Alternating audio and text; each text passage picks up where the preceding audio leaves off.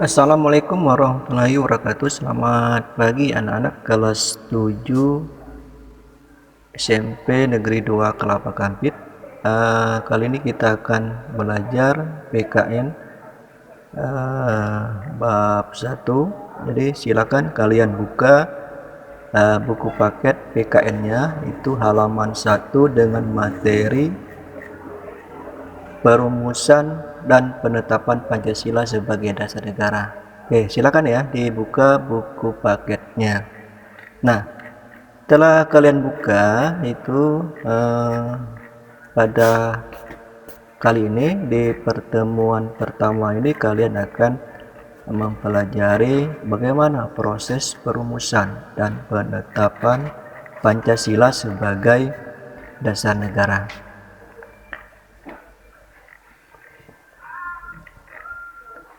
Nah, Pancasila sebagai dasar negara itu merupakan hasil perjuangan para pendiri negara. Ya.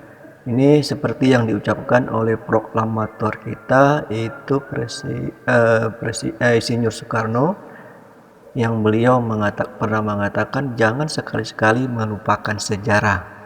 Ini yang pernah diucapkan oleh Insinyur Soekarno. Kemudian para pendiri negara lain juga merumuskan dan menetapkan dasar negara. Hal itu dalam rangka menggapai cita-cita nasional sebagai negara yang merdeka, bersatu, berdaulat, adil, dan makmur. Nah, pada bab ini itu kalian akan mempelajari sejarah dan nilai dalam perumusan serta penetapan Pancasila sebagai dasar negara. Selain itu, juga kalian akan mempelajari bagaimana Pancasila itu dihayati oleh bangsa Indonesia di tengah kehidupan bangsa yang beragam agar tercipta keharmonisan. Nah, yang pertama adalah pembentukan BPUPKI. Ya, jadi pada proses pembentukan BPUPKI ini bisa kalian baca di pada halaman 3, ya. Pada halaman 3 pembentukan BPUPKI sebenarnya ini diawali dengan Jepang itu mulai menguasai wilayah Indonesia setelah Belanda menyerah di Kalijati, Subang pada tanggal 8 Maret 1942. Nah, kedatangan Jepang semula disangka baik oleh bangsa Indonesia. Banyak semboyan dikumandangkan oleh Jepang seperti Jepang Pelindung Asia, Jepang Pemimpin Asia, dan Jepang Cahaya Asia. Ini sebenarnya untuk menarik simpati bangsa kita. Kenyataan sejarah menunjukkan bahwa Jepang tidak berbeda dengan Belanda, yaitu meneruskan penjajahan atas bangsa Indonesia. Nah, janji Jepang membentuk BPUPKI itu direalisasikan pada tanggal 29 April 1945. Nah, itu jumlah anggota BPUPKI adalah 62 orang dengan diketuai oleh Dr. KRT Rajiman Widyodiningrat. Ya. Nah, ini proses pembentukan BPUPKI ini kalian baca ulang itu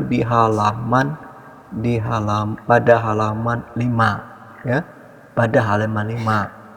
Nah, setelah kalian membaca materi ini, ya, proses pembentukan BPUPKI, untuk memahami materi tersebut, nah, kalian kerjakan pada aktivitas 1-1, ya.